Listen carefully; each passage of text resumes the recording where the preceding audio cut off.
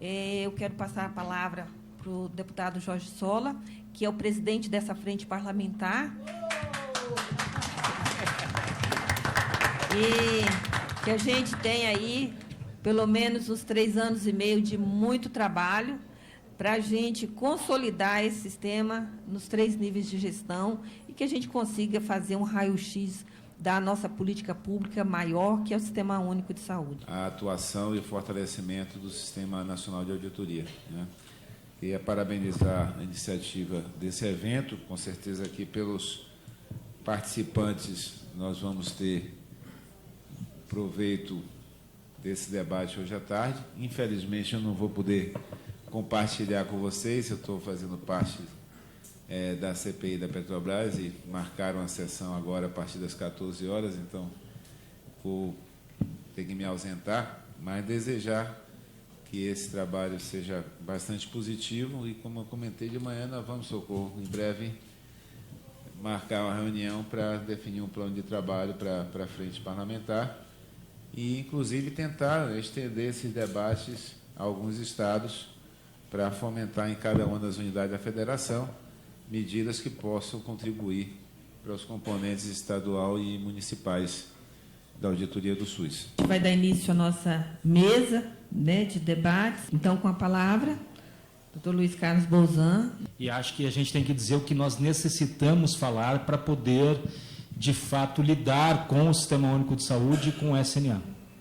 Eu estou me propondo aqui hoje a tentar falar um pouco, pelo menos, desse tema a partir desse olhar, né?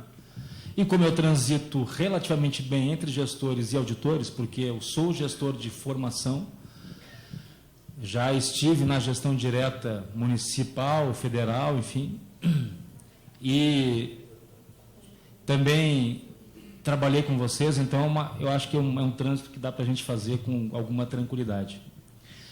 Mas, para falar disso, eu queria primeiro poder pensar com vocês algumas coisas, né? Em primeiro lugar, o deputado Sola teve aqui, para nós, importante a presença dele, sem dúvida alguma, como representante do Parlamento, do Congresso Nacional.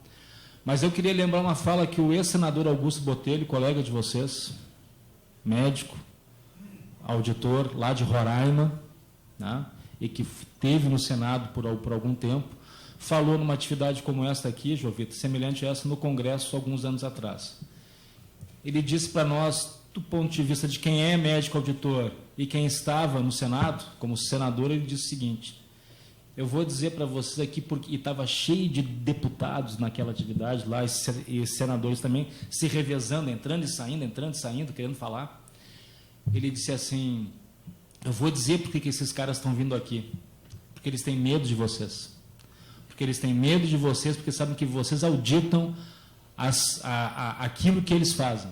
Vocês auditam aquilo que eles fazem como emendas parlamentares para os municípios. E deu os exemplos daquilo que ocorria em relação às ambulâncias, por exemplo, enfim, e outras coisas mais. Eu acho que o DenaSUS, e eu vou começar a falar as coisas que as pessoas talvez não queiram que eu fale, mas eu tenho que falar, o DenaSUS talvez deixou de instilar medo nas pessoas. E talvez eu seja um dos culpados por isso, né? Ele deixou de ser visto como uma entidade que faz o seu papel daquilo que deve ser feito, que é a auditoria. Porque o medo também, do ponto de vista psicológico, ele tem um elemento terapêutico importante. Ele faz com que nós saibamos que não podemos fazer coisas que muitas vezes nós queremos fazer. Mas eu estou falando disso não porque eu acho que o DenaSUS tenha que ser uma peça que instigue o medo nas pessoas, nos gestores, nos parlamentares, enfim. Mas isso, muitas vezes, pode ser um sinal importante para a gente, pode ser um sintoma que, nesse caso, pode ser benéfico para um Sistema Nacional de Auditoria. E estou falando disso porque eu quero falar um pouco, não sobre o SUS especificamente, nesse primeiro momento, e não sobre o SNA, mas sobre o nosso processo de democracia representativa que nós temos hoje. Porque esse plenário aqui deveria não estar só apenas com o Sola passando por aqui. Deveria ter outros vários deputados tentando se estapear para entrar aqui para falar com vocês e para ouvir de vocês algumas coisas. O vazio do parlamento aqui também fala para a gente algumas coisas. O que fala para nós? Fala para nós que a nossa democracia, o nosso modelo de democracia que nós temos, democracia representativa, é um modelo que está esgotado. Está esgotado no sentido de não conseguir mais dialogar com as necessidades, os anseios da população e, por exemplo, especificamente do Sistema Único de Saúde. A democracia representativa encontrou, talvez, o seu ponto final, o seu ponto máximo, sem conseguir sair dessa situação que criou de ficar rodando e mordendo o próprio rabo, né? A democracia representativa, na verdade, não é o único modelo de democracia que existe, mas é o modelo que é colocado para nós como se fosse o único. E, na verdade, quando nós paramos para pensar o que ela é, nós passamos a entender por que nós temos o quadro que nós temos hoje no Brasil. Se fala numa crise no Brasil, uma crise de um governo, na verdade não é uma crise de um governo. A crise do governo federal não é a crise do governo federal, é a crise do poder público federal. É a crise das instâncias públicas federais, não só de um governo, do executivo, é a crise do legislativo, do Congresso, este sim, crise de credibilidade absoluta, é a crise do judiciário, que não consegue ter parâmetros e não consegue ter clareza do que vale para um, vale para outro. É a crise do Ministério Público, que não consegue também fazer valer da sua autonomia, fazer valer o que é necessário para o interesse público. É a crise da Defensoria Pública, enfim, é a crise das instâncias públicas federais. Mas não é apenas no âmbito federal que temos crise, é a crise dos órgãos de controle também. Vou aproveitar que a CGU e o TCU estão aqui, também é a crise de credibilidade dos órgãos de controle, que para nós, cidadãos, que bancamos esse sistema, não conseguimos ver eco nele. Não conseguimos ver eco nele. Mas é uma crise não só em âmbito federal, é uma crise em âmbito estadual e municipal também, das instâncias, as mesmas instâncias que se reproduzem nesses outros níveis estadual e federal. Porque não está em crise um governo, está em crise um modelo de democracia representativa que para nós está esgotado. E por que está esgotado? Porque a gente já parou para se perguntar o que é representar? O que é representar? Eu fiz teatro quando eu era adolescente, viu, Vladson?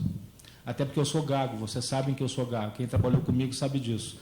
E a forma de eu... E a forma de eu poder lidar com isso antes de fazer psicologia, eu detesto psicoterapia, né? Mas antes de fazer psicologia foi tentar no teatro, nas artes cênicas, lidar um pouco melhor com essa gagueira. Nas artes cênicas, no teatro, no cinema, representar é não ser. Ou, dito de uma maneira diferente, representar é ser aquilo que eu não sou por um determinado tempo. Quando o ator, quando a atriz recebe um papel, assume um papel que o diretor dá para ele desempenhar, ou a diretora, ele vai ser aquilo que ele não é por um tempo determinado, o tempo que durar a peça de teatro, o tempo que durar a gravação do filme, enfim. Ele não é Shakespeare, mas ele vai representar Shakespeare. Ele não é a Capitu, mas ela não é a Capitu, mas vai representar a Capitu. E aí, não importando o gênero do personagem, o gênero de quem é o ator ou atriz, ele vai representar o papel que não para ele. Inclusive, se não tem gênero, eu posso representar uma árvore, eu posso representar o Scooby-Doo. Enfim, eu não sou, mas eu vou dar a minha interpretação para esse personagem e eu vou representar aquilo que eu não sou. Vou dar a minha vida para isso. Se eu transportar essa ideia de representação das artes cênicas para a política, o que nós teríamos? A política, a representação na seara política é não ser. Ou ser aquilo que eu não sou por um determinado tempo. Qual o tempo? Primeiro, o tempo do mandato, que me foi delegado para a representação. Então, naquele tempo, naquele período, eu serei algo que eu não sou. Eu vou representar algo que eu não sou. Por quê? Porque, na verdade, o representante deve ser o somatório daquilo tudo que entregam para ele, dos anseios, dos desejos, através do seu voto. E a democracia representativa, ela começa num processo que não é de representação, ela começa num processo que é de participação, Carlão. Qual o processo? Da campanha. Na campanha política, a democracia não é representativa, ela é participativa. Porque os candidatos e as candidatas têm que peregrinar. A Jovita foi candidata. Tem que peregrinar por um território. Vamos usar o conceito da saúde coletiva, né? Tem que peregrinar por um território. um território onde estão as pessoas, os eleitores, e onde as variáveis que implicam para a vida delas, a economia, a política, as relações pessoais, sociais, a sexualidade, enfim, estão todas ali implicadas. Nesse território, o mesmo conceito do Milton Santos do território, é ali que se dá a disputa do voto, para, na campanha, ganhar através de um fator identitário, um fator de identificação do candidato com o eleitor e vice-versa, ganhar a confiança dele e ganhar o voto. E é na campanha que nós temos a participação, porque é na campanha que a gente faz assembleias e plenárias, né, Estênio, com os nossos candidatos, com apoiadores, para fazer um plano para o meu mandato, para ver que propostas eu vou defender, para trazer pessoas que me apoiam, para ouvir ideias. A campanha não é representativa, ela é participativa.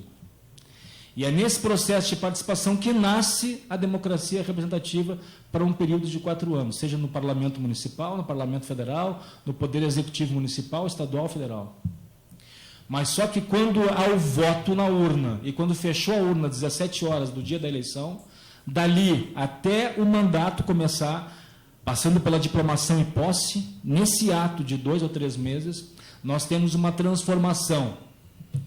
Aquilo que era participação vai transitando lentamente para a representação. E no dia da minha posse, eu já não sou mais participação, eu sou representação daquilo que eu não sou. E aí vamos lá. A democracia representativa também tem, além desse elemento de representar o que eu não sou, ele tem uma geografia própria. A geografia do distanciamento. Porque se nós pensarmos no Congresso Nacional e pensarmos no candidato que se elege no Ceará, no Rio Grande do Sul, no Amapá ou no Amazonas, esse candidato está longe da sua base. E quanto mais longe ele estiver da sua base que elegeu, do território que ele pregnou para ganhar voto, mais frágeis estão os vínculos com aquilo que ele deveria representar. E quanto mais frágeis forem os vínculos e o fator identitário que ele criou durante a campanha com aqueles que ele deveria representar, mais frágil ele está para aquilo que nós entendemos como a institucionalidade da democracia, a agenda da democracia representativa, a governabilidade da democracia representativa. E aí, quando aquele que elegeu fica longe, o que não elegeu está próximo. Quem é que tem a possibilidade de chegar perto de um deputado aqui na Câmara Federal, ou um senador, uma senadora no Senado? Não é certamente o eleitor que deu o voto para ele lá no bairro X ou Y, em Manaus, em Natal ou em Caxias do Sul. Porque essas pessoas não têm poder aquisitivo para virem até aqui conversar e pedir uma agenda com o deputado e com a senadora. Essas pessoas não têm a possibilidade de ligar para cá e pagar uma conta telefônica para o telefone dele. Quem é que tem acesso ao representante do povo? Quem tem acesso ao representante do povo é um não-povo. É o capital. Esse liga de qualquer lugar do mundo para o deputado, este pega um avião de qualquer lugar do mundo, vem até o Senado, vem até a Câmara, ou leva o parlamentar até lá e diz: eu tenho uma proposta aqui para ti. Eu tenho um pedido para ti.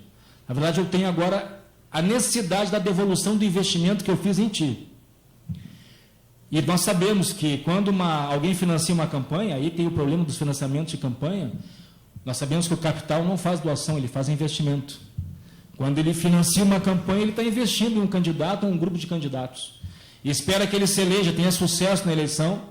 E aí, Jovita, eu te elegi, e agora eu te ajudei a te eleger, mas como eu te doei 100 mil reais, e a Fátima votou em ti, mas não doou nada para ti, só foi lá e deu o voto dela para ti, claro que o meu voto vale mais do que o voto da Fátima. Aliás, a Jovita tem 100 mil razões a mais para fazer com que o meu voto valha mais do que o da Fátima, e que foram para a conta dela para fazer a campanha dela. Essa democracia representativa não representa pelas distorções e vícios que ela tem, desde a sua origem, que ela é participação, até se metamorfosear em representação prostituída pelo financiamento de campanha por empresas privadas. É nesse Congresso que representa o povo e que, na verdade, não faz, porque não tem pauta para aquilo que é de interesse do povo, mas tem pauta para aquilo que é de interesse do capital, o ajuste fiscal de um ministro banqueiro, que é imposto pelo mercado, que precisa desse ajuste fiscal. Esse Congresso está de costas para a democracia participativa, está de costas para o povo e, por consequência, está de costas para o Sistema Único de Saúde. Porque o que sustenta o SUS não é o orçamento da União, do Estado e dos municípios apenas. Pode ser estruturalmente, mas não é politicamente. O que sustenta o SUS é a demanda social, é a demanda política do povo brasileiro para a saúde pública. E aqui nós temos um nó para desatar. A partir disso, eu quero conversar com vocês sobre o papel do SNA no Sistema Único de Saúde. Porque se não entendermos isso, esse jogo, me desculpem, o UNASUS, me desculpem, meus companheiros da UNASUS, esse jogo entre Frente Parlamentar e UNASUS não é real, é mentiroso, é fictício, é ilusório. Os deputados vão dar tapinhas nas costas de vocês, mas vão ser os caras que vão votar contra o projeto de vocês depois. E não é questão de partido, é questão de sistema, é sistêmico. Pode ser o meu partido PT, pode ser o outro partido de esquerda, PCdoB, pode ser o pessoal do PSDB, eu nem vou falar, porque ele tentou exterminar por portaria o DENASUS. Mas pode ser qualquer um, não vai avançar a proposta, porque é sistêmico. A democracia representativa, ela está esgotada. E a saída para vocês, não é para fazer auditoria pedagógica, porque isso é outro embuste. Toda auditoria é pedagógica. Não venham me dizer que tem que fazer auditoria pedagógica ou visita técnica, porque isso é para não fazer auditoria. Toda auditoria é pedagógica, desde que o auditado entenda a pedagogia que está sendo aplicada a ele. E desde que quem audita também entenda isso. Que não se coloque numa posição de que eu posso tudo, quando na verdade não podem. Mas, até porque a pedagogia tem que ser dialética, mas especificamente não é esse discurso da auditoria pedagógica, porque toda ela é. Ela é corretiva, ela propõe adequações. E não é lá para a gente dar um tapinha nas costas de mim, que sou secretário de saúde, é para a gente poder sentar com a gestão e poder discutir os achados e os encaminhamentos disso. Sem ser arrogante, sem ser petulante, como muitos de vocês não são, na maioria das vezes fazem suas auditorias dessa forma, mas com a gestão entendendo que é este papel dela, é de ter um sistema de controle que possa avaliar as suas ações, trazer as recomendações daquilo que deve ser corrigido, e inclusive corrigido não apenas por ação administrativa, quando for necessário, tenha outro encaminhamento que não da ordem administrativa dos governos, mas sim para o outro ou para outras esferas do poder público também. Eu quero falar exatamente desse modelo de democracia, porque, para mim, o que pode ajudar vocês não é a gestão. A gestão pode sepultar vocês.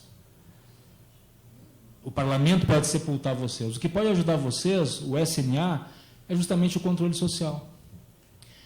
E aí, Vladson, retomar uma coisa que nós discutimos da minha passagem pelo DENASUS. Todos que estavam no DENASUS na época sabem que eu fui de CIAUD a CIAUD, de AUD a DIAUD, as duas DIAUDs, né? Só tem duas. Enfim, em todo o país, discutindo a nossa relação do DENASUS com o controle social. Que relação tínhamos? Vocês se lembram disso? Vocês se lembram disso? E nós pedimos para os chefes de DIAUDs e das CIAUDs, vamos fazer uma relação com o controle social, com o Conselho Estadual de Saúde, vamos para dentro do Conselho, se não tiver assento de conselheiro, não tem problema.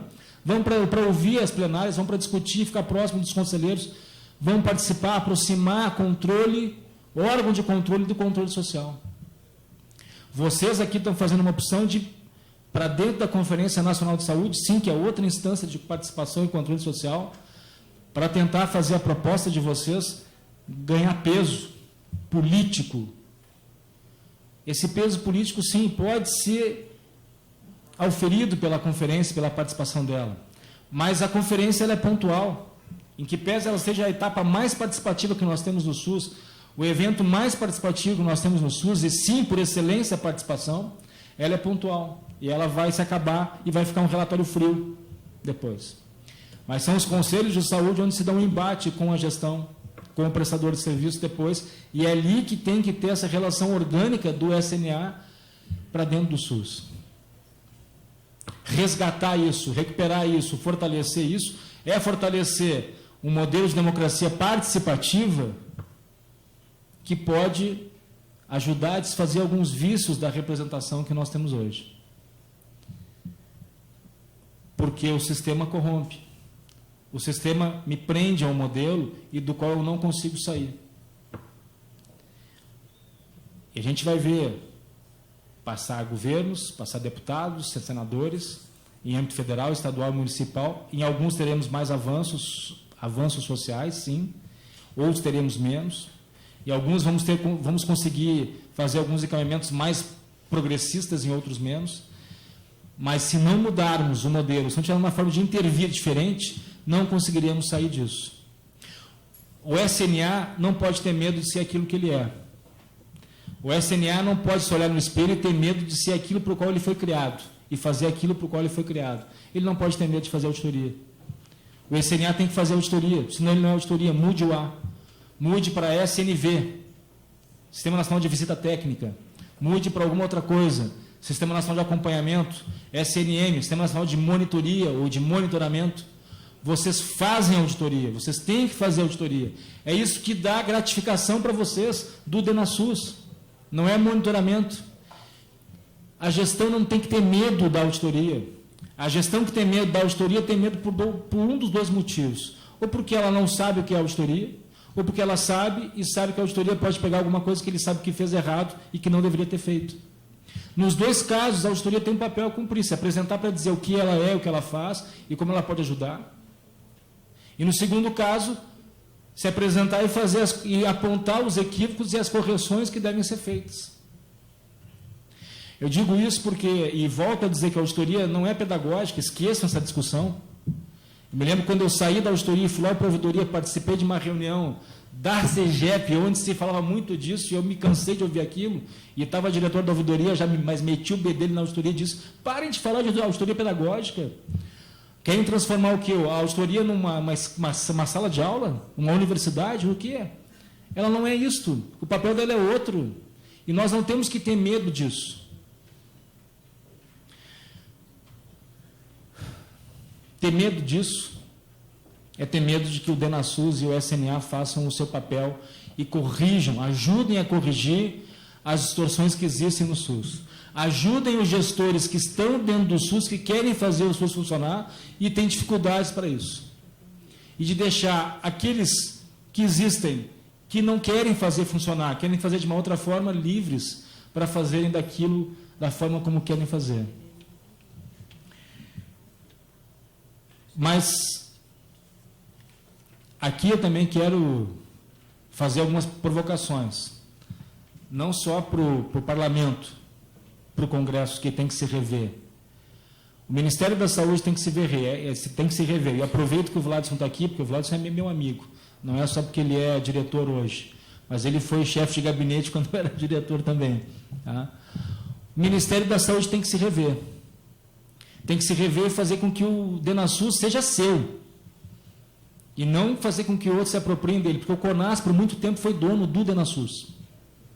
O CONAS, por muito tempo, tentou mandar no DENASUS e dizer o que o DENASUS tinha que fazer ou não. Isso ninguém vai fazer eu deixar de falar, porque eu vivi isso, eu sei disso. O CONAS tentou vir para dentro do Ministério, para dentro de um governo que ele não ajudou a eleger, e tentar dizer o que esse governo tinha que fazer, desconstituindo o DENASUS. E muitas vezes amordaçando a sua auditoria estadual também, fazendo com que a auditoria estadual não fosse a campo para fazer o papel dela. O CONAS continua aí. E parece que não está aqui hoje, também de novo. Talvez tenha sido convidado, não está aqui. É sintomático? Sim, só representa isso que eu estou falando. O CONASENS tem que ser o grande parceiro de vocês. O CONASENS tem que ser o grande parceiro do DENASUS e do SNA. Vladson, se tem uma instância que tem representatividade e capilaridade no SUS, é o CONASENS. Se tem alguém que sofre e faz sofrer no SUS, é o CONASENS. Sofre por quê? Porque ele depende da parceria com o Ministério e Estados, tem na parceria com o Ministério a sua grande ajuda, porque muitas vezes os Estados não são parceiros dos municípios, são opressores dos municípios, botam o pé no pescoço dos municípios e não fazem repasse fundo a fundo, não auxiliam tecnicamente, não cumprem a 80-80, como ela diz que o papel do Estado tem que ser parceiro técnico e financeiro dos municípios. E também porque o município, ao fazer o sistema de saúde, ele sofre porque ele não tem as condições para conseguir fazer o que é a obrigação dele. E vocês têm as condições de poder se aproximar dos municípios e oferecer essa contribuição. sendo o cara que vai chegar lá e vai dizer, não, a gente não vai fazer auditoria, a gente vai só fazer a visita técnica. Não, a gente vai fazer a auditoria, quando precisar, quando for necessário, vamos fazer a visita técnica e vamos com isso te ajudar a ver o que você não consegue ver no teu território, na tua gestão municipal. O Conazense que ia estar aqui hoje, tinha um convite para o presidente atual, Fernando Monte, secretário de Bauru, que não está aqui, infelizmente, devem estar envolvidos na organização do Congresso. Eles têm Conares agora à tarde, que é uma instância de deliberação do Conazense.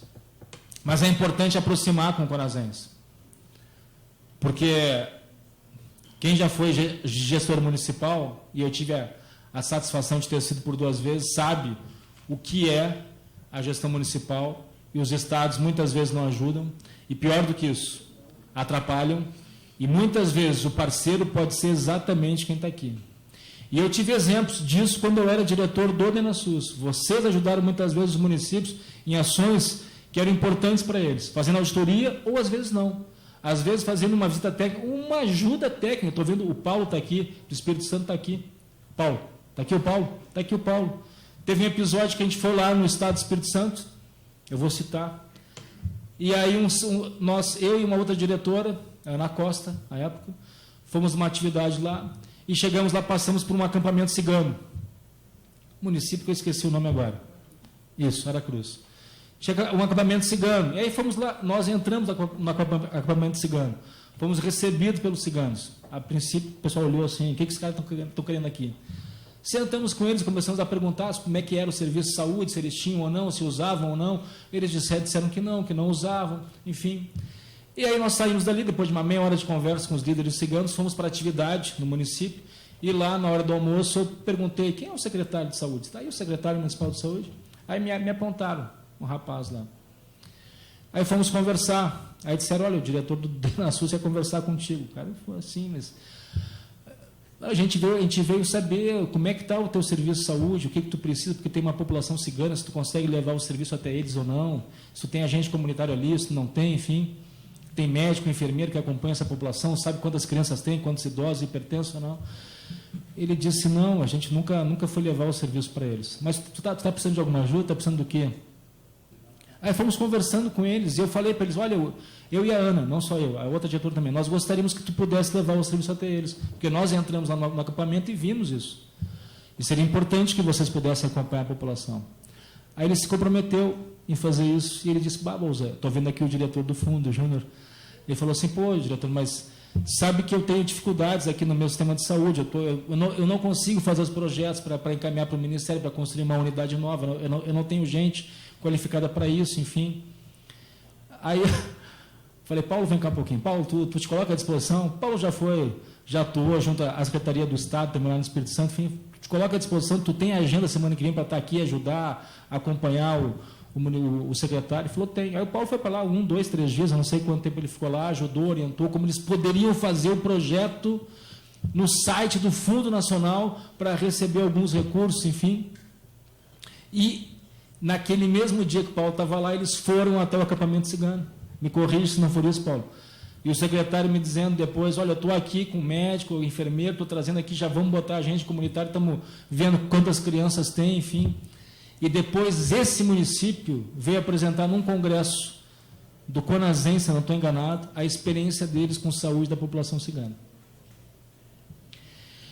O DENASUS pode fazer isso também.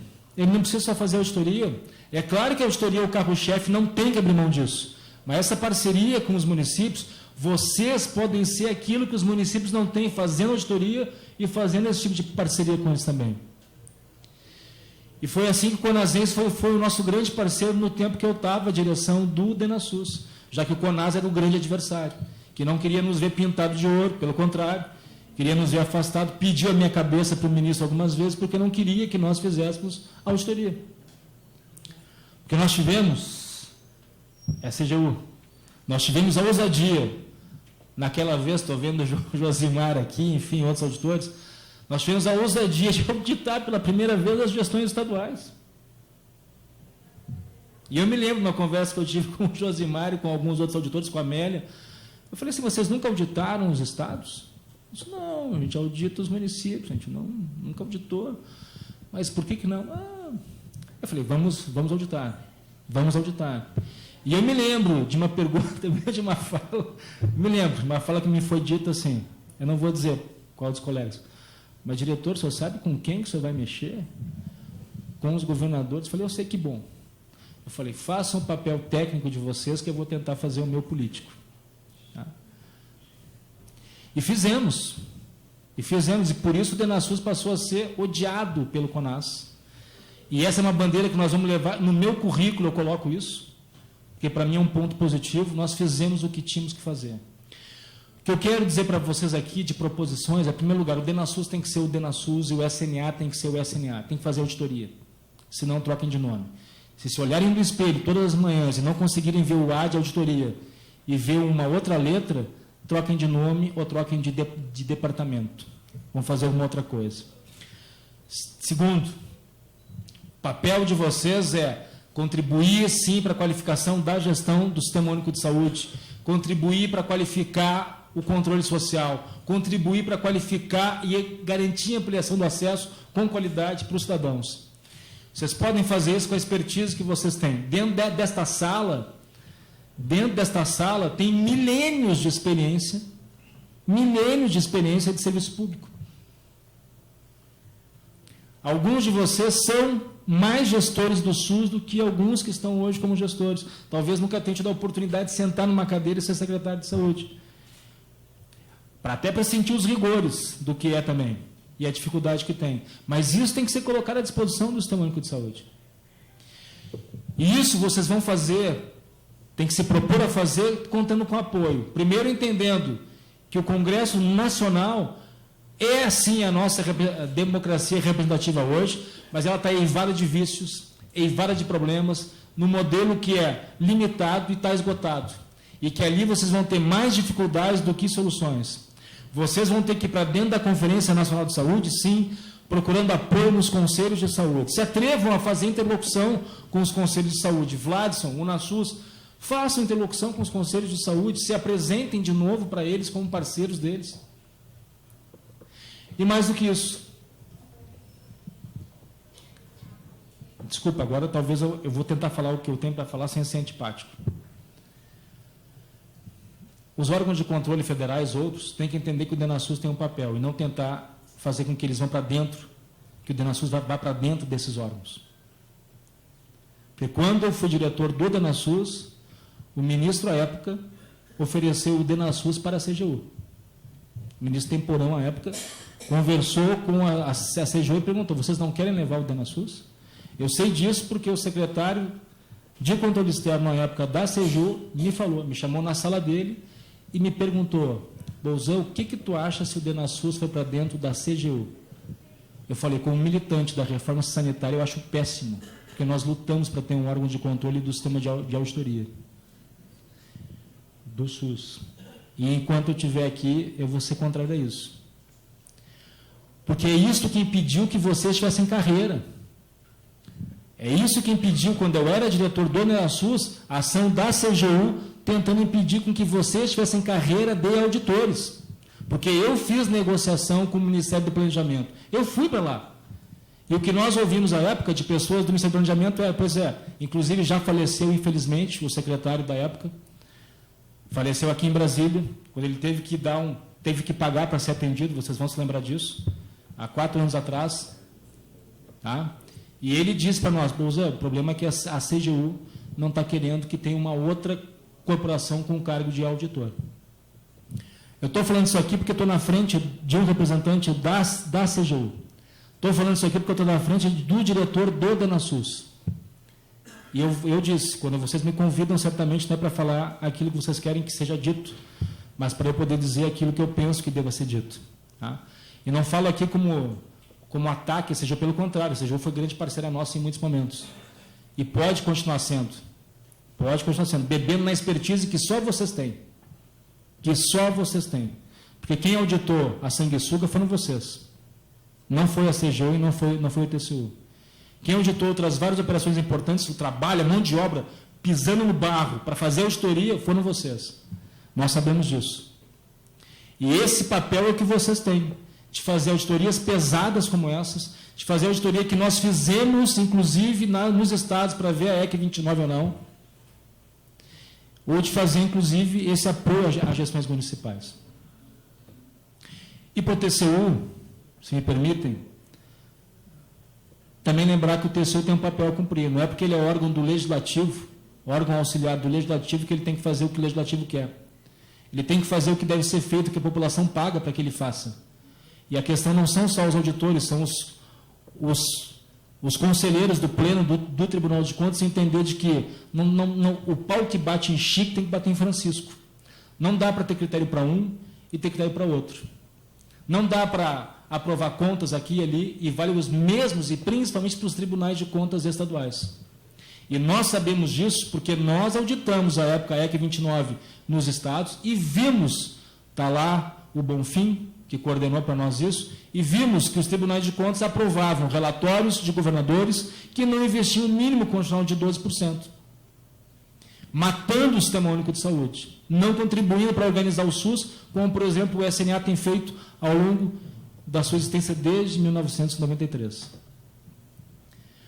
Que talvez possa, eu vou encerrar, João Vitor, o que talvez possa sair como encaminhamento daqui é isto, que haja uma conversa efetiva entre o DENASUS, o SNA, os órgãos de controle, como a CGU, o TCU, para ver que papel tem a fazer. Vocês são servidores públicos.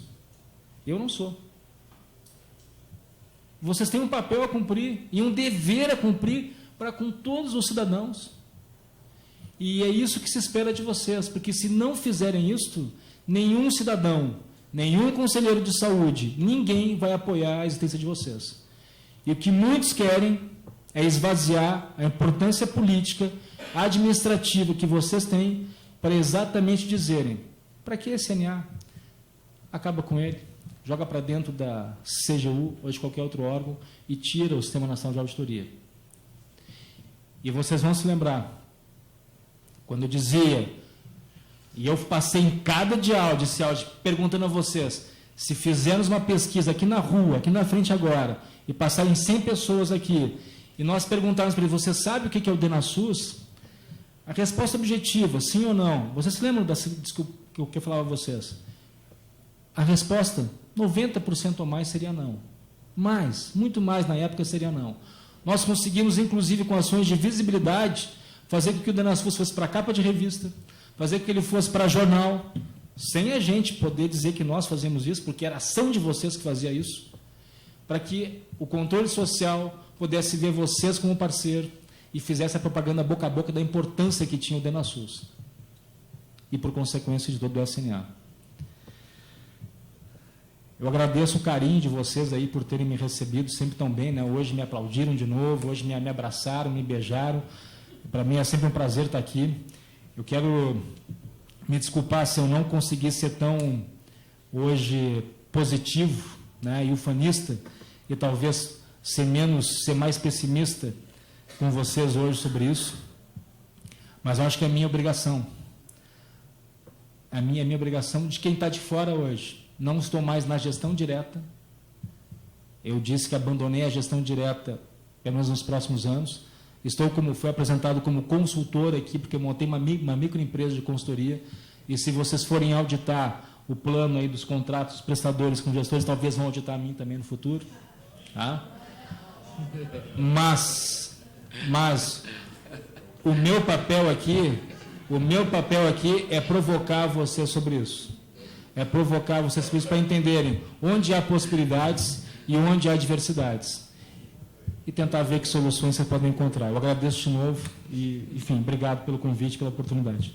Então, eu vou passar agora a palavra para o Vitor Godoy, da Controladoria Geral da União. Boa tarde a todos. É um prazer enorme estar aqui representando a CGU. Acho que a fala do Bonzan é muito interessante, né? Eu estou há 4 meses à frente da diretoria de auditoria da área social. Desde que eu entrei na CGU há 11 anos, a minha carreira toda foi na área econômica, né? E há 4 meses estou, então, nesse desafio da área social. A área social na CGU não envolve só a saúde, envolve também outras áreas pequenas, como educação e desenvolvimento social, né? Então, realmente é muita coisa e um desafio enorme, né, pela frente. Então, acho que a fala do Bonzan traz alguns elementos assim, de reflexão muito importantes para quem está chegando agora, está começando com esse olhar de fora, né, de ver como é que funciona o sistema.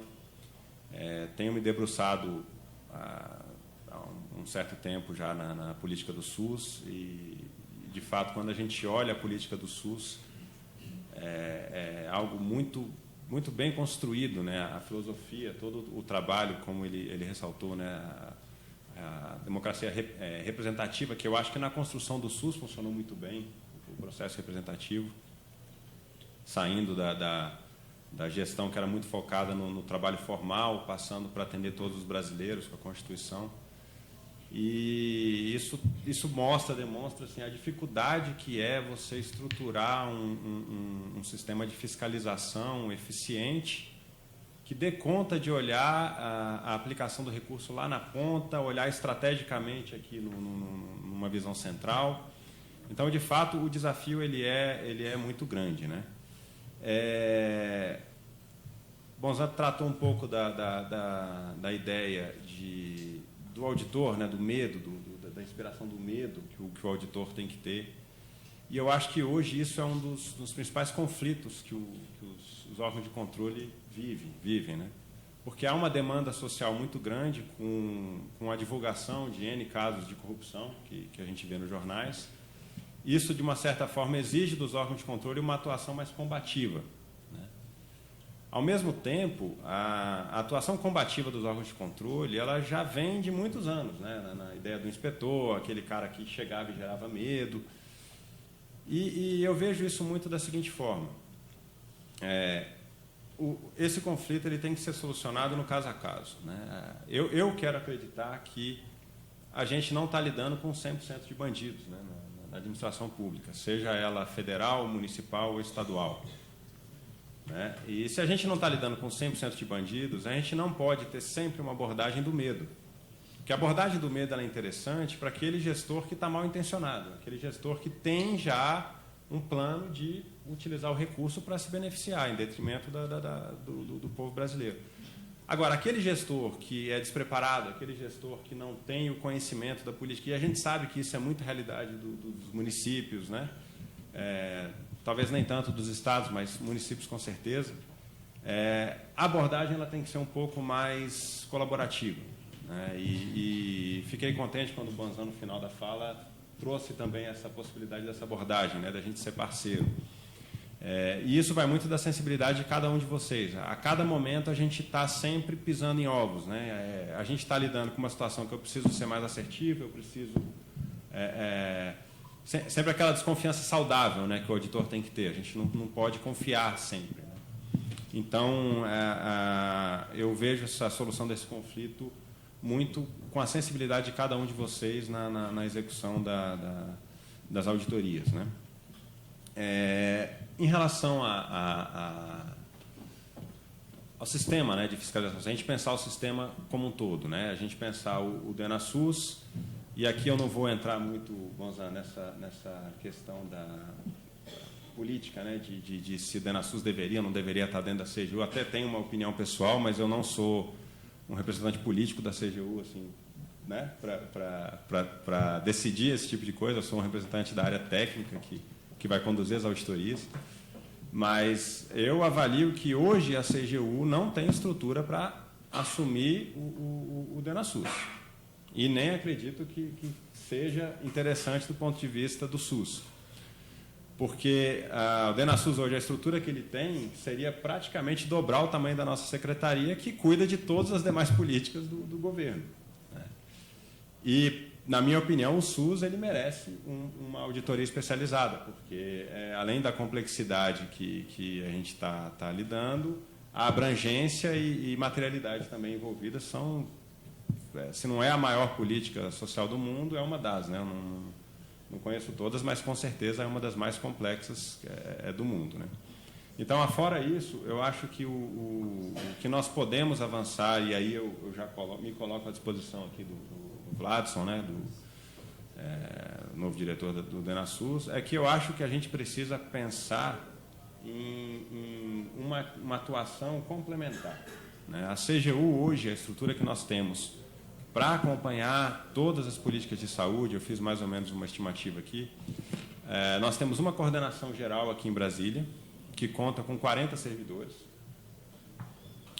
e nós temos nos estados mais ou menos 2 ou 3 servidores dedicados à saúde. Então, a gente está falando aí de cerca de entre 80 e 100 pessoas, né? As regionais elas variam muito aí a quantidade de servidores dedicados à saúde. Então, se a gente pensar em 100 pessoas na CGU para fazer a fiscalização do SUS, é absolutamente insuficiente.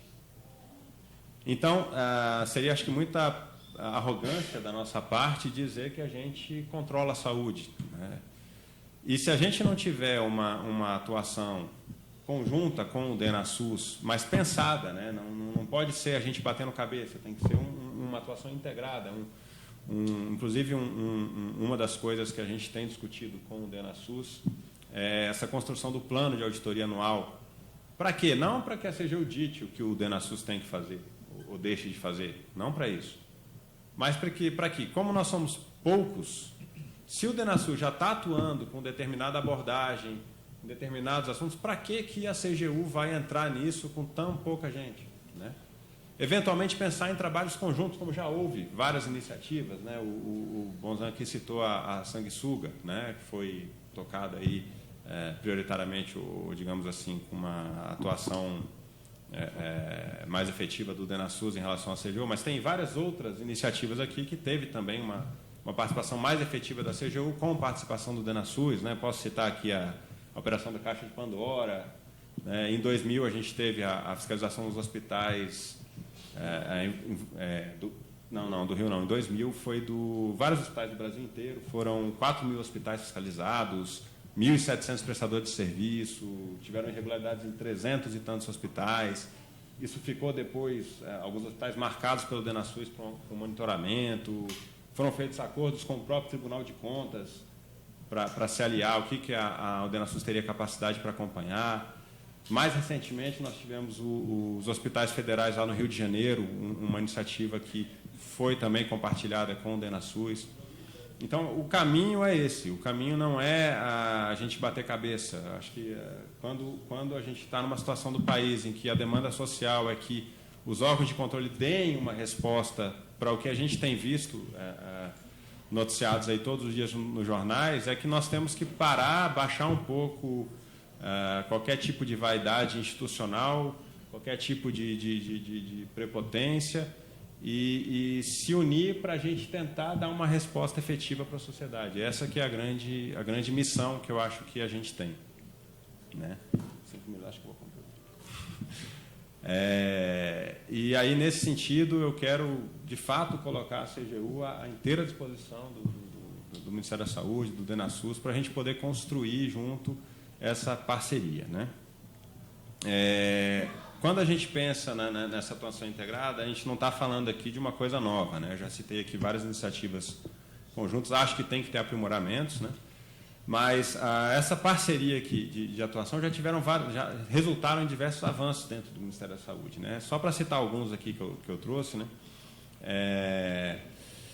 Em 2009 foi criado um GT um grupo de trabalho dentro da CGU que discutiu um pouco a sistemática do fundo a fundo, né? Dessa discussão a gente conseguiu estruturar dentro do CIAF duas modalidades de transferência que hoje permitem a gente olhar o que foi de fato transferido para os estados e municípios, né?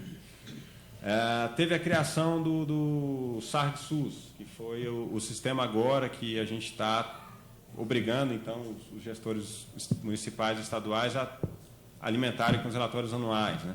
A criação do SISMOB, que vai fazer o acompanhamento das obras. O portal Saúde com mais transparência, né?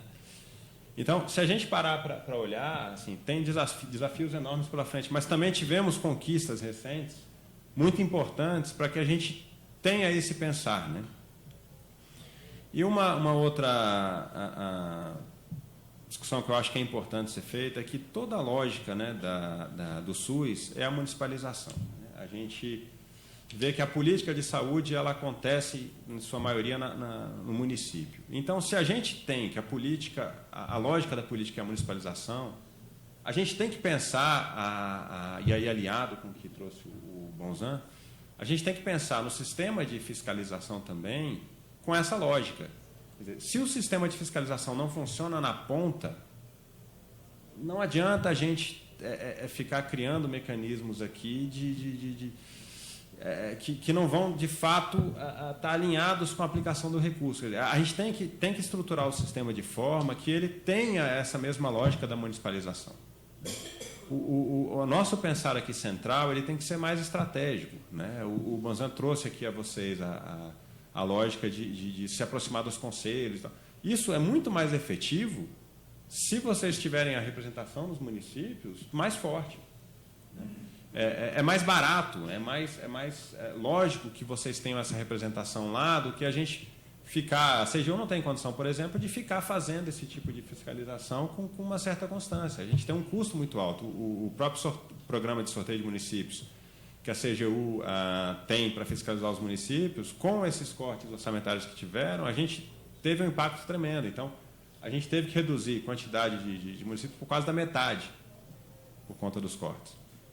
Então, se o sistema de fiscalização na ponta não for bem estruturado, a gente vai começar a ter dificuldade de fazer essa fiscalização acontecer na ponta. Né?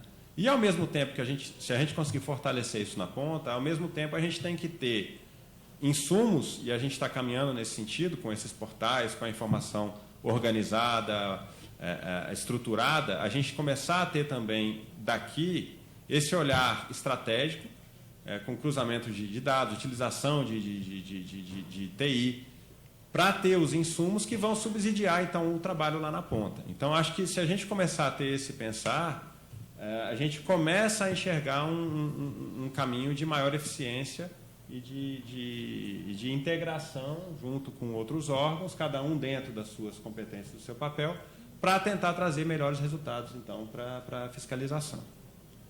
Né? Então, acho que era isso o recado. Deixa eu ver se tem mais alguma coisa. Não, era isso o recado que eu tinha para trazer. Agradecer de novo, então, o convite.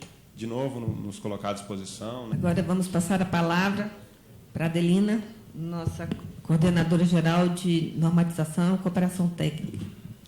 Mas eu quero, antes de qualquer coisa, trazer para o centro do debate o SNA.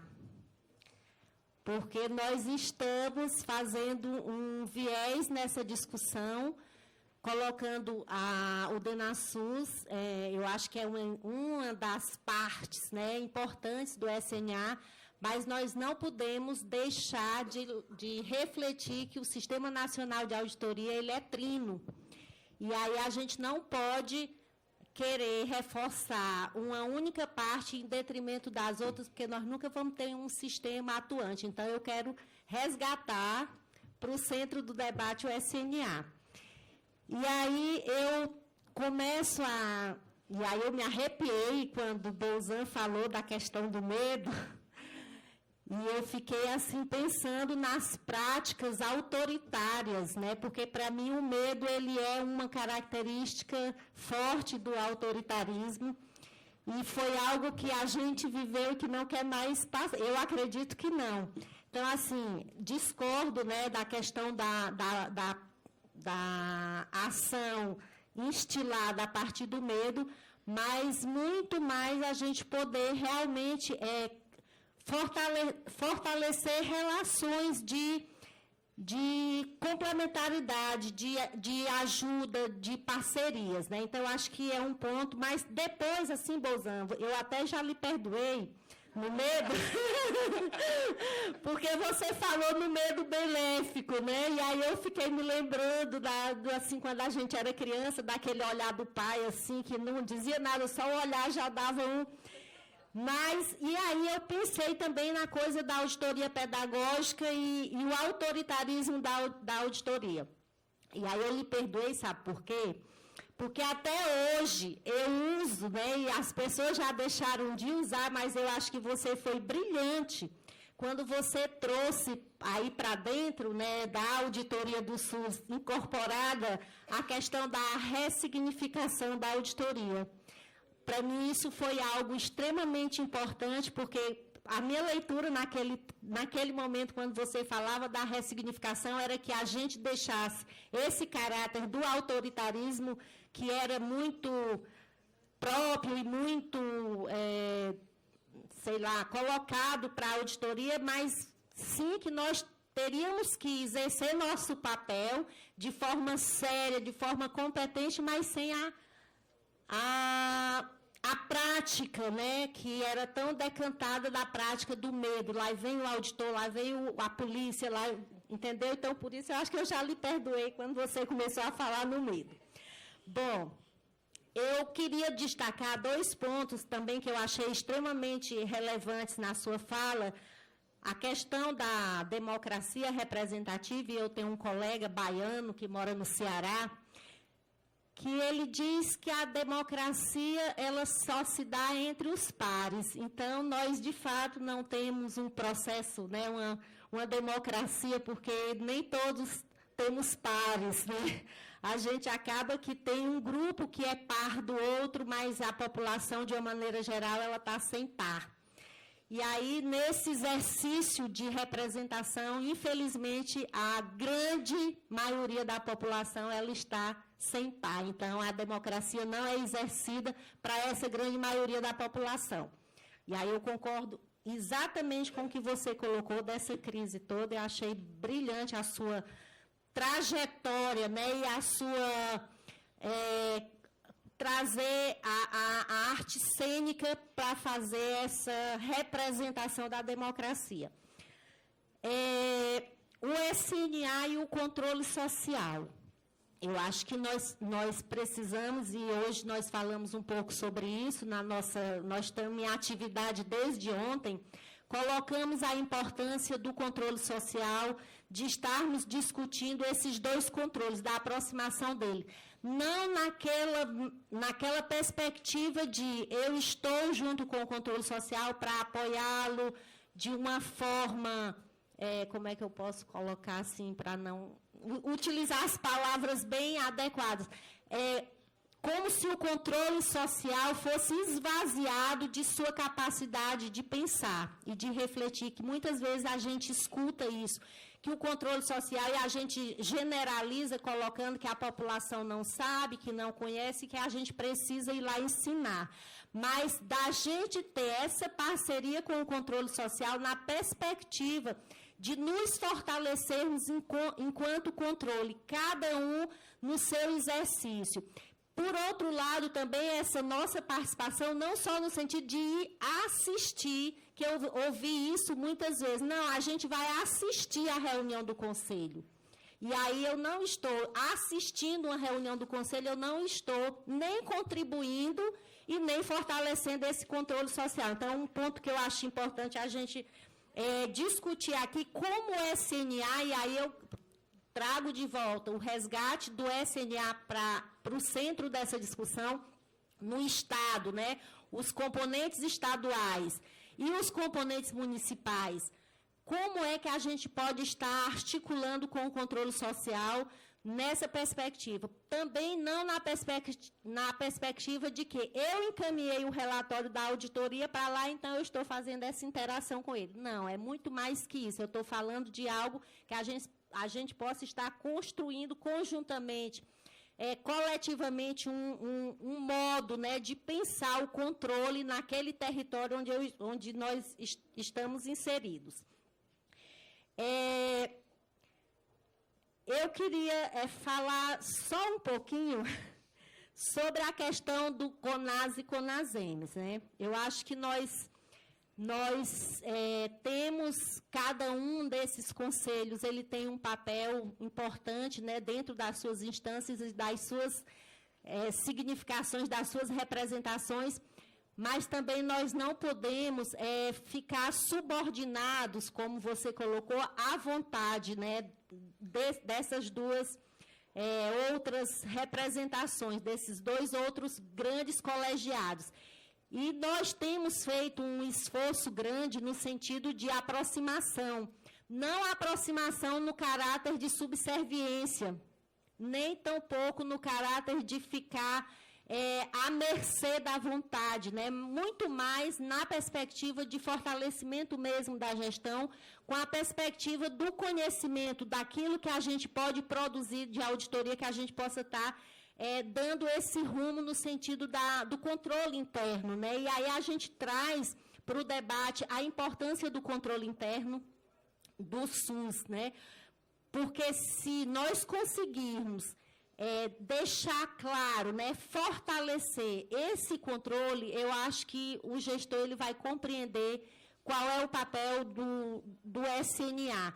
E aí tirar a ideia de que o Sistema Nacional de Auditoria ele é um extraterrestre, né, naquele território, que aquele componente ele faz parte da gestão. Ele está dentro da gestão. E muitas vezes nós nos vemos como fora dessa gestão. E aí eu não estou colocando que nós somos a gestão, mas que nós fazemos parte dela. Se nós somos nós estamos DENASUS, dentro do Ministério da Saúde, componente estadual dentro da Secretaria de Saúde e componente municipal dentro da Secretaria Municipal de Saúde, eu não posso ter um olhar externo como se eu fosse fora dele, mas eu estar lá dentro contribuindo para a melhoria dessa gestão. E eu quero trazer esse conceito, né, essa concepção do controle interno, para que a gente possa estar fazendo essa discussão. A questão da CGU e TCU, nós temos tido algumas discussões, né? Eu acho que a atuação complementar ela é extremamente válida, mas ela não pode substituir a necessidade que o outro tem de uma força de trabalho. E muitas vezes, e aí eu coloco isso, né, para os nossos colegas, que muitas vezes, aí, especificamente em relação agora ao DENASUS, o DENASUS é visto por esses outros órgãos de controle como uma complementaridade apenas de força de trabalho, e não de ações que possam contribuir efetivamente para o controle. Então, eu queria trazer esses pontos para a gente refletir um pouco mais. Então, agora eu vou passar para o doutor Júlio Marcelo, que é procurador federal junto ao Tribunal de Contas da União. Doutor Júlio. Queria agradecer muitíssimo essa oportunidade, essa oportunidade de estar aqui com vocês, de debater um tema tão importante para a democracia brasileira, para a administração pública brasileira, para a sociedade brasileira. Quero cumprimentar os colegas da mesa e parabenizar as exposições que foram feitas, a instigante exposição do Dr. Bolzan, falando sobre essa correlação entre democracia, implementação desses valores constitucionais, sistema representativo, crise da representação, né, e características que a auditoria tem na administração pública, e também os que lhe seguiram, que abordaram temas também, pontos importantes. Eu queria fazer aqui uma abordagem assim, mais do ponto de vista de exaltar a importância da auditoria como um instrumento, ao mesmo tempo, de concretização de valores constitucionais, de indução da melhoria da administração pública e de construção de uma democracia substantiva, em que a saúde joga um papel, a saúde pública joga um papel fundamental. Então, vou partir desse ponto, né, a saúde como um direito fundamental proclamado pela nossa Constituição, como uma dimensão da dignidade humana, como um aspecto em que as pessoas todas se igualam nas suas necessidades, nos seus desejos, nos seus anseios por uma vida plena, com qualidade. Quer dizer, a saúde é o ponto de partida para que a gente possa exercitar todas as outras dimensões da nossa existência. Como é importante, né, a saúde como uma saúde pública bem estruturada, como um caminho para o Brasil promover redução das desigualdades sociais, porque a gente não reduz desigualdade social apenas quando a gente reduz as diferenças de renda das pessoas, mas quando a gente iguala oportunidades de acesso a equipamentos públicos de qualidade. Então, uma praça de qualidade, ela promove igualdade social, porque naquela praça todos os cidadãos da cidade vão se encontrar. Um sistema público de transporte de qualidade promove igualdade social. Um sistema de saúde de qualidade para todos, universal, é um grande mecanismo de construção, de redução de desigualdade social, de construção de uma democracia que seja, então, uma democracia substancial e não apenas formal, que as pessoas não sejam iguais apenas no momento de votar, mas também no dia a dia, no momento de exercer a sua cidadania, de viver a sua vida, enfim. Uma opção da Constituição brasileira, clara, por um sistema universal de saúde, um sistema em que o papel do poder público deveria ser o provedor preponderante de saúde, né? E o setor privado deveria atuar apenas subsidiariamente, complementariamente. A gente observa que há, talvez, podemos dizer que há uma inversão disso, que há uma predominância e uma tendência de captura do sistema pelos provedores privados, né, pelos fornecedores de serviços privados, que vendem serviços para o sistema. Isso é algo que deforma o sistema e que causa muita preocupação na sua implementação. E um ponto que é importante também para a gente falar antes, assim, preparando o terreno para falar da importância da auditoria, é a questão da elevação dos custos na saúde, que é um fenômeno mundial, né? Os novos tratamentos, quase sempre, né, majoritariamente, estão baseados em novos equipamentos mais caros, novos remédios mais caros, novos medicamentos enfim, protocolos que encarecem a prestação dos serviços de saúde, né? É como se houvesse mais progresso da medicina na fronteira dos tratamentos de alto custo que na fronteira do barateamento de custos, né? Se explica, enfim, pelas estruturas, pelos interesses econômicos que também rodeiam o tema da saúde. E desse tratamento, né, dessa elevação de custos dos tratamentos, deriva, naturalmente, logicamente, uma demanda, uma necessidade de maior alocação de recursos, né? É um problema crônico da saúde, é um lugar comum falar que a saúde precisa de mais recursos. E num contexto de escassez de recursos públicos para financiamento da saúde, o papel da gestão desses recursos que já são escassos, ele ganha maior destaque ainda. É muito mais difícil gerir recursos escassos do que recursos abundantes. Quando a gente está sobrando recursos, a gente fica um pouco leniente, um pouco tranquilo, né? Posso gastar aqui sem me preocupar muito em redução de custos, porque eu sei que eu tenho folga de recursos. Quando os recursos são escassos, não. É preciso que a gente se desdobre para dar conta de todos os objetivos com aqueles recursos ali que estão disponíveis, né? E uma das funções mais importantes da administração pública, da administração em geral, é a função controle, né? Você tem planejamento, execução, controle, avaliação. Então, não existe uma administração efetiva, seja na esfera privada, seja na esfera pública, que possa prescindir da função controle, que ela seja executada em nível de excelência. É com a função controle que eu vou detectar e vou coibir o desperdício, o gasto que se não é um desperdício poderia ser melhor, o gasto de má qualidade e o desvio de recursos, né? Corrupção. Beleza, obrigado. Vou cumprir o tempo. Então, falando da importância da função controle, né, a auditoria dentro do sistema do SUS é um pilar de sustentação e de melhoria contínua desse sistema SUS.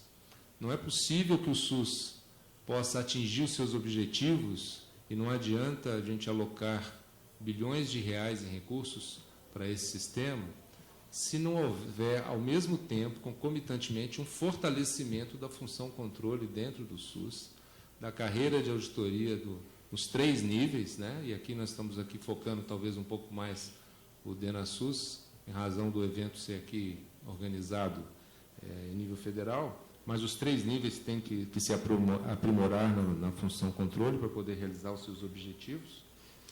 E destacando aqui o desafio que essa auditoria da saúde traz, naturalmente, pelo aspecto da sua descentralização na execução, como bem apontou o Vitor Godoy. Essa descentralização da saúde, que ocorre ali no município, na ponta, requer que a auditoria chegue lá, né? Então, requer que eu tenha não só um conjunto suficiente de auditores para dar conta desta tarefa, como também a alocação de recursos suficientes para deslocamentos, para diárias, para viagens. Não adianta eu ter 1.000 auditores que não viajam, né? Só nas capitais. Nós vamos ter auditoria só nas capitais. E grande parte do gasto de saúde ocorre nos municípios que não são capitais, obviamente. Então, é preciso que o Poder Executivo Federal tenha esse olhar atento para os ganhos de economia de recursos, inclusive, talvez de diminuir um pouco a pressão de necessidade de maior alocação de recursos, se a auditoria estiver bem estruturada, se a auditoria estiver tendo condições de executar bem o seu papel. Porque a auditoria, ela, a um só tempo, ela inibe corrupção, ela detecta mau gasto, mau uso de recursos, detecta desperdício. E aí, o Bolzan falou uma coisa que eu achei positiva, a Adelina achou negativa, que é o medo. O medo eu vejo aqui não como o terror do sistema totalitário, mas o temor reverencial que todo gestor tem quando ele tem expectativa de controle. A expectativa de controle é um instrumento fundamental da ação do controle. Não preciso auditar tudo se eu for bem efetivo, estabelecendo boas amostras e criando aquela percepção de que qualquer um pode ser auditado a qualquer maneira, eu consigo induzir uma melhoria de procedimentos na coletividade inteira, sem que eu tenha que auditar toda a coletividade. Então, é esse medo que eu acho que ele estava referindo, né? É o mesmo medo que a gente tem quando eu faço uma despesa médica, tenho que pegar o recibo, tenho que guardar, porque se eu não guardar, eu não posso usar no imposto de renda. E eu sei que eu tenho que guardar com todo o cuidado, porque o imposto de renda é rigoroso. Então, quando eu sei que eu tenho uma instância de controle que é rigorosa, eu automaticamente já vou condicionando o meu comportamento para atender os padrões elevados de controle. Se eu sei que o padrão de controle é relaxado, automaticamente o ser humano se relaxa também e não vai atender esses padrões. Então, dito isso, eu queria assim, sublinhar que o Tribunal de Contas da União é um parceiro na construção dessa função controle, dessa estruturação das carreiras de controle, especialmente do DenaSUS. Desde a década de 90, há acórdãos do TCU recomendando ao Poder Executivo que promova as medidas de iniciativa legislativa necessárias para que o Parlamento possa aprovar leis, fazer essa estruturação. A nossa associação, a Associação dos Membros do Ministério Público de Contas, em todo o país, tem uma preocupação especial com a função saúde, com a função controle na saúde. Juntamente com a ANTC, da Luciene, a gente apoia um anteprojeto de estruturação da carreira do DenaSUS, construída em parceria com diversos atores, e queria colocar a nossa associação à disposição para apoiar, né, nas lutas no Congresso Nacional, em todos os fóruns, em todas as instâncias, que a gente possa estar à disposição, construindo, sendo parceiros na construção de uma carreira de auditoria do SUS que permita, né, que o Brasil tenha um SUS cada vez mais público, cada vez menos privado e, portanto, cada vez mais realizador da democracia substantiva e da igualdade. Muito obrigado. Primeiro, o Bolzan, que eu tenho um carinho enorme, ele é interessante porque ele é tão instigador que quando dá fé eu estou revendo aqui minhas convicções todas e aí eu espero aí tem que me organizar aqui, né? E aí eu queria começar, Bolzan, colocando dessa reflexão que você colocou sobre essa questão do medo. Acho que nós temos que avaliar o seguinte: nós temos hoje um cenário que nós temos como princípio do SUS a descentralização, e nós prezamos muito por isso. E hoje nós temos apenas 2% dos componentes do SNA implantados, né? Isso era uma reflexão que a gente estava fazendo, Paulo Barros, na hora de definição do nosso indicador do SNA. Então, por que isso acontece? Então, a gente primeiro tem que vir para esse debate. E eu acho que esse debate acontece justamente pelo medo. E você foi feliz quando você coloca do medo, que eu acho que o medo principalmente vem de algo que a gente desconhece, que a gente não tem propriedade, que a gente não tem domínio. Então, nós temos que, primeiro, eu tenho feito essa fala em alguns momentos, acabar com alguns fantasmas. Não só fantasma no que diz respeito ao SNA, mas no que diz respeito também com o controle externo e interno. Se a gente for pegar, por exemplo, a gente foi levar esse debate para o colegiado do ministro, e eu iniciei lá a fala mostrando um comparativo, uma tabela, que aí o Arnaldo e a equipe do Dantas montaram, que mostrava o seguinte: em 2014 foram transferidos fundo a fundo 58 bilhões de reais. Foram realizadas 1.245 ações de auditoria. E dessas 1.245, tivemos uma proposta de ressarcimento de 367 milhões, que significa um 0,6%. Então, para a gente acabar com o fantasma, alguns fantasmas, por exemplo, de que o DenaSUS é punitivo, que tira dinheiro dos gestores, que tira dinheiro dos municípios. Então, para a gente começar a fazer debate. Na realidade, o DenaSUS, e aí como diversos componentes, o SNA como um todo, ele atua nesse olhar sistêmico, no aperfeiçoamento de processo.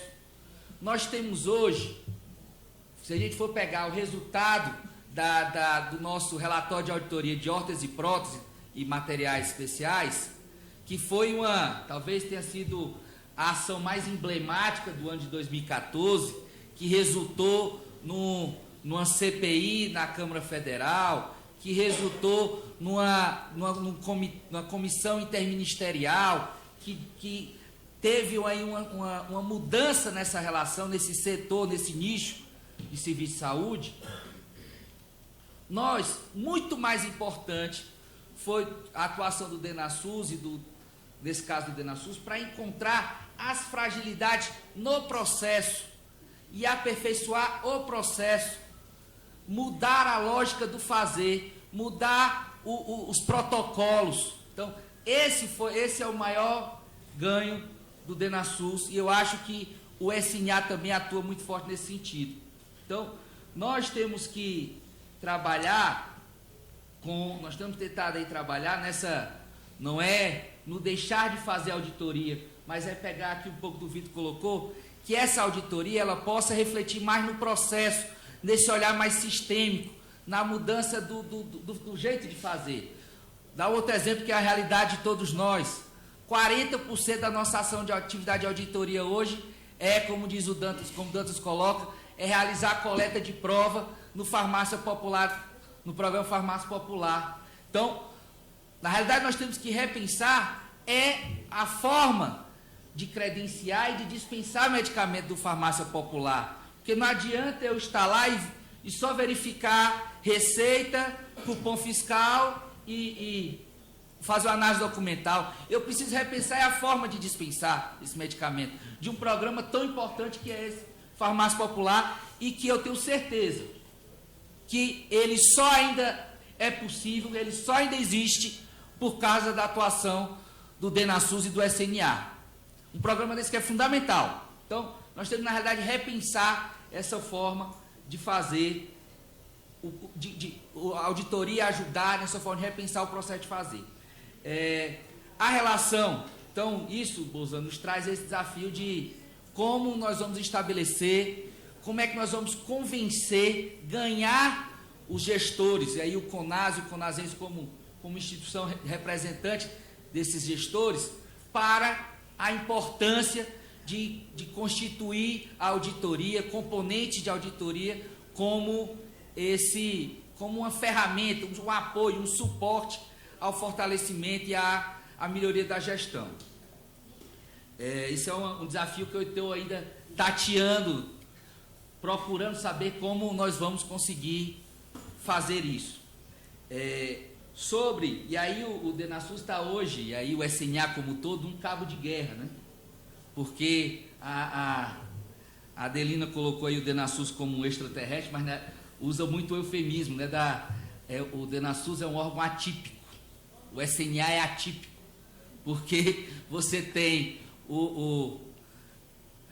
ficou definido que tem um controle, o controle interno ele é central, e o DENASUS é setorial, e o SNA é setorial. Então, uma hora, os gestores, né, nos colocam o seguinte, ó, vocês estão atuando da forma que vocês não estão atuando como órgão de controle setorial, vocês estão atuando como órgão de controle central, vocês estão atuando fazendo o papel CGU e TCU. E já o CGU e a TCU nos diz, não, vocês não estão atuando, cumprindo o papel de vocês. Então, nós ficamos aí nesse cabo de guerra, né? Puxa para um lado e para o outro, nessa definição do nosso papel. Então, isso precisa ser melhor desenhado, precisa ser melhor estabelecido. E aí eu fico muito feliz quando o Vitor coloca aqui que ele considera importante essa parceria com o DENASUS e com o SNA, mas também entendendo a importância da diferença entre papéis e da autonomia entre esses dois entes, esses dois sistemas, o que é o SNA e o Sistema Federal de Controle Interno. Então, separar esse papel, não separar para dizer que é o seguinte, ó, um é independente do outro, ou um não compartilha, mas pelo contrário, para gerar complementariedade. Então, acho que esse processo que dessa discussão de hoje, esse processo de reflexão, acho que nós temos que sentar mesmo numa mesma mesa, botar as nossas divergências numa mesa conjunto para encontrar essa solução, e acredito que isso só fortalece o SNA